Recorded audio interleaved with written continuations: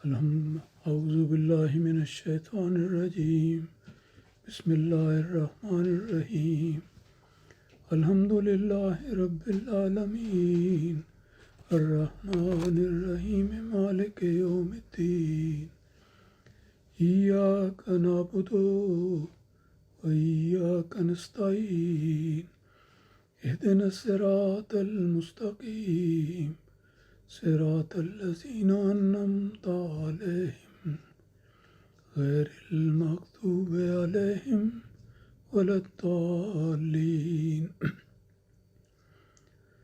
اللہم صلی علی محمد وعلی آل محمد کما صلیت علی ابراہیم وعلی آل ابراہیم انک حمید مجید اللہم بارک علی محمد وعلی آل محمد کما بارکت علی ابراہیم وعلی آل ابراہیم انک حمید مجید۔ رمضان المبارک کا آج دوسرا دن ہے۔ اللہ تعالیٰ کے فضل سے کل سے رمضان کا آغاز ہو چکا ہے۔ یاد رکھنا چاہیے کہ سال کے 12 مہینوں میں رمضان المبارک 9واں مہینہ ہے، اور یہ اس سے نئے چاند کو دیکھ کر اس مہینے کا آغاز ہوتا ہے، جیسا کہ باقی مہینوں کا بھی ہوتا ہے۔ لیکن رمضان کے چاند کی یہ اہمیت ہے کہ لوگ اس کا بڑے شوق سے انتظار کرتے ہیں، اور جب مطلع پر نیا چاند طلوع کرتا ہے تو اس وقت بڑی کوشش اور ہمت سے اس کو دیکھنے کی کوشش کرتے ہیں۔ اس سلسلے میں یہ ذکر کرنا چاہتا ہوں کہ قرآن مجید میں اور دین اسلام میں بہت ساری دعاؤں کا ذکر آتا ہے جو مختلف مواقع پر کرنی چاہیے۔ رمضان کا مہینہ شروع ہونے پر جب ہلال کو دیکھتے ہیں، نئے چاند کو دیکھتے ہیں، تو اس موقع پر بھی ایک دعا حدیث میں بیان کی گئی ہے، وہ میں پیش کرتا ہوں۔ اس کو اس موقع پر یاد رکھنا چاہیے۔ حدیث کے الفاظ یہ ہیں کہ اللہم احلہ علینا بالامن والایمان والسلامت والاسلام ربی و ربک اللہ ہلال و رشد بخیر۔ یہ بڑی معروف دعا ہے اور بہت سے دوستوں کو یاد ہوگی، جن کو نہیں ان کو یاد کر لینی چاہیے۔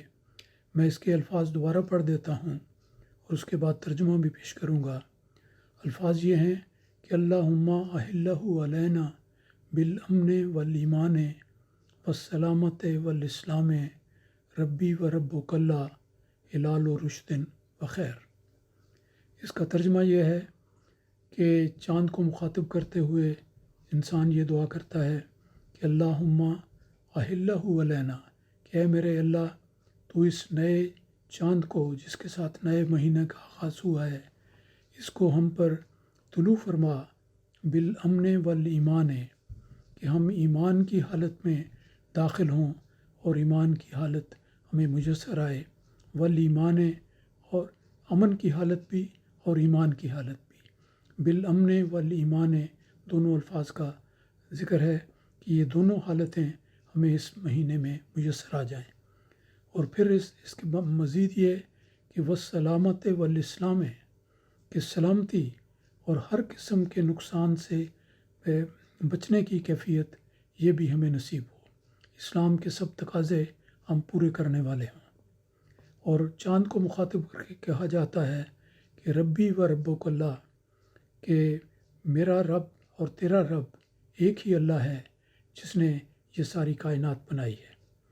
اور پھر آخر میں یہ الفاظ بھی اس میں شامل ہیں کہ ہلال و رشد و خیر، کہ خدا کرے کہ یہ نیا ہلال جس کے ساتھ ماہ رمضان کا آغاز ہوا ہے، یہ ہمارے لیے رشد اور خیر کا موجب ہو، ہدایت کا موجب ہو، اور سلامتی کا موجب ہو، خیر کا موجب ہو۔ تو یہ بہت سی جامع دعا ہے جو رسول اکرم صلی اللہ علیہ وسلم نے بیان فرمائی کہ نئے چاند کو دیکھنے کے ساتھ یہ دعا کرنی چاہیے۔ باقی مہینوں میں بھی کرنی چاہیے، جب بھی نیا چاند آئے دیکھا جائے تو اس کی دعا کرنی چاہیے۔ اور رمضان کے مہینے میں تو خاص طور پر لوگ اس نئے چاند کا انتظار کرتے ہیں کہ کب یہ چاند طلوع ہو اور رمضان کا بابرکت مہینہ اپنا آغاز کرے۔ اور اسی طرح آخر میں بھی انتظار ہوتا ہے کہ یہ نیا چاند طلوع ہوگا تو پھر اگلے دن عید کی خوشیاں ہمارے ساتھ ہوں گی۔ تو بہر صورت اس رمضان کے چاند کو اور عید کے چاند کو دیکھنے کا ایک خاص موضوع ہے، جس کے لیے میں نے اس بات کا ذکر کیا کہ سب دوستوں کو یہ دعا یاد رکھنی چاہیے اور ہمیشہ کرنی چاہیے۔ اس کے علاوہ اس دعا کرنے کا طریقہ کیا ہے؟ وہ طریقہ یہ ہے کہ انسان اپنے دونوں ہاتھ اپنے چہرے کے سامنے لا کر ان کو بلند کرے اور پھر اللہ تعالیٰ کو مخاطب کرتے ہوئے دعا کرتا ہے، کیونکہ اس کا آغاز ہی اللہ تعالیٰ کو خطاب کرنے سے ہے کہ اللہم احلہ علینا بالامن والایمان۔ تو اللہ تعالیٰ کو مخاطب کر کے ہاتھ اٹھا کر انسان دعا کرتا ہے۔ اس جگہ میں ایک بات بیان کرنا چاہتا ہوں، اور وہ بڑی دلچسپ بات ہے اور ایک واقعہ ہے جس کا میں تذکرہ کرنا چاہتا ہوں کہ چند سال پہلے کی بات ہے، جب کہ ابھی حضور ایدہ اللہ تعالیٰ بنصر عزیز یہاں مسجد فضل سے اسلام آباد کے لیے مستقل آپ منتقل ہوئے تھے اور وہاں اپنے قیام کرنا شروع کیا۔ تو اس سے جانے سے پہلے 1 یا 2 سال پہلے کی بات ہے، غالباً 1 سال پہلے، کہ رمضان کا مہینہ آیا اور اس کا پہلا چاند دیکھنے کے لیے لوگ طلوع کی جو سمت ہوتی ہے اس طرف دیکھنے لگے۔ بالآخر چند دوستوں نے چاند کو دیکھ لیا، میں بھی ان میں شامل تھا اور بھی کوئی لوگ تھے۔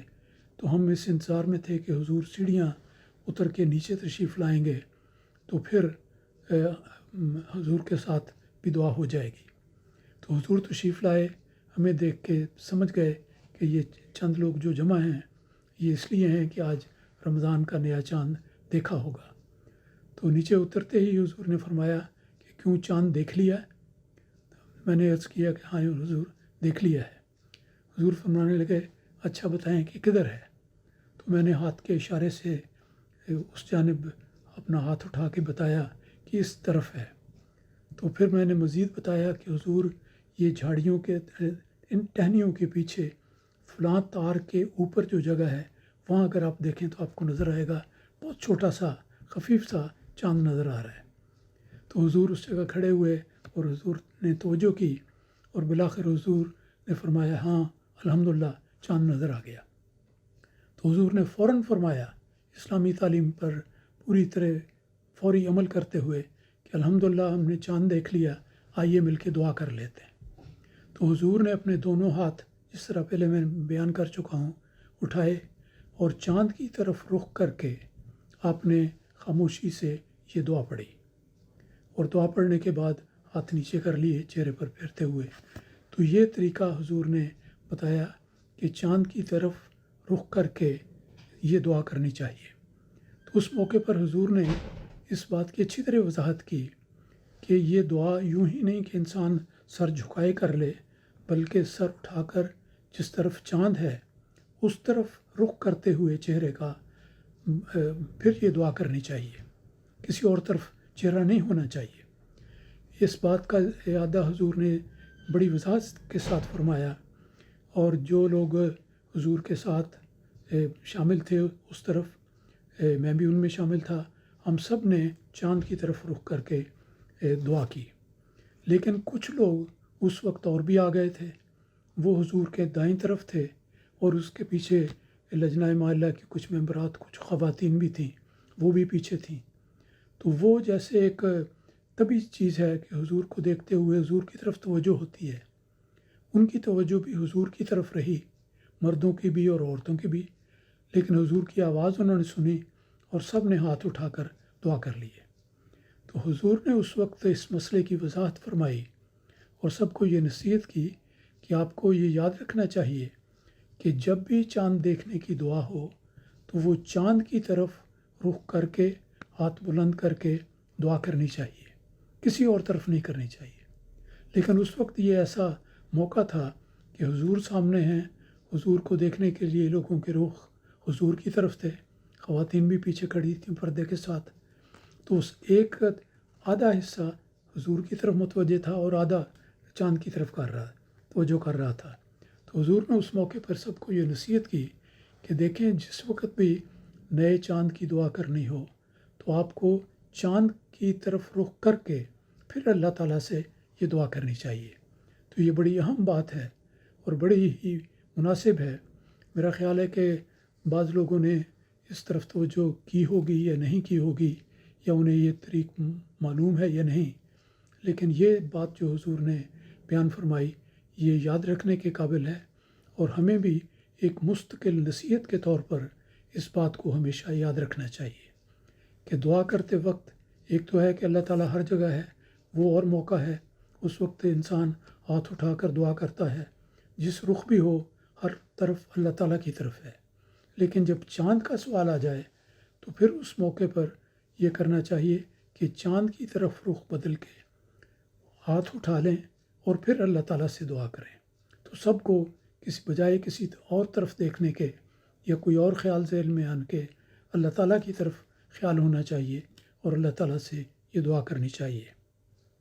درس کے آخر میں اس دعا کو ایک دفعہ پھر پڑھ دیتا ہوں تاکہ جن دوستوں کو ابھی تک یاد نہ ہو وہ بھی یاد کر لیں اور ہمیشہ یاد رکھیں۔ دعا کے الفاظ یہ ہیں۔ اللہ تعالیٰ کو مخاطب کرتے ہوئے ہر شخص دعا کرتا ہے اور کرنی چاہیے کہ اللہم احلہ علینا بالامن والایمان، کہ اے ہمارے اللہ تو اس نئے چاند کو ہم پر اس حالت میں طلوع فرما کہ ہم امن اور ایمان کی حالت میں ہوں، والسلامت والاسلام، اور سلامتی اور اسلام کے تقاضوں کو پورا کرنے والے ہوں۔ اور دعا یہ ہے کہ ربی و ربک اللہ، کہ میرا رب اور تمہارا رب یعنی باقی لوگوں کا رب، سب کا رب اللہ تعالیٰ ہے، ہلال و رشد و خیر۔ اور دعا کے آخر میں یہ کہا جاتا ہے کہ یہ ہلال، یہ نیا چاند ہمارے لیے رشد کا، ہدایت کا اور خیر کا موجب ہو۔ بڑی ہی جامع دعا ہے، یہ یاد رکھنا چاہیے اور اس کو ضرور کرنا چاہیے، یاد رکھتے ہوئے اور اس کے مفہوم کو سمجھتے ہوئے، اور وہ طریق جو میں نے حضور انور یدہ اللہ تعالیٰ بنصر العزیز کے حوالے سے بیان فرمایا کہ ہمیشہ چاند کی طرف رخ کر کے یہ دعا کرنی چاہیے۔ تو اللہ تعالیٰ ہمیں اس دعا کو ہمیشہ کرنے کی توفیق دے اور اس کی ساری برکات بھی ہمیں عطا فرمائے۔ اللہم صلی علی محمد و آل محمد۔